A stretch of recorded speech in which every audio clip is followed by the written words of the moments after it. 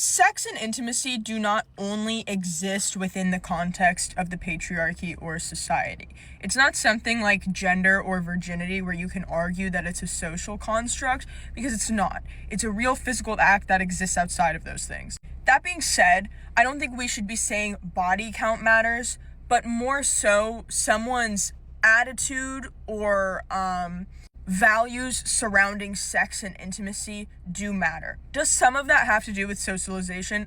Absolutely. I hate the word body count, but obviously the number of partners you have had, and depending on how long of a span that occurred, reflects your attitude towards intimacy. The number of people you've been with has absolutely no effect on your worth as a human being. Let me get that out of the way.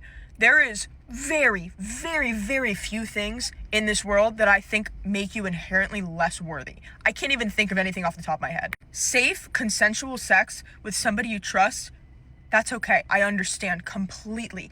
That being said, the more people you are with, the less likely it is that all of the sex you are having is going to be safe and consensual.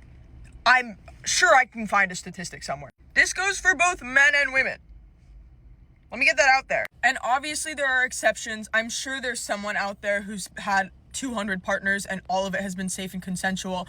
I'm just saying that's an exception. I hate that every time we have this conversation, it comes back to it being misogynistic purity culture. And I understand that the conversation tends to unfairly surround women when it shouldn't, and I agree with that.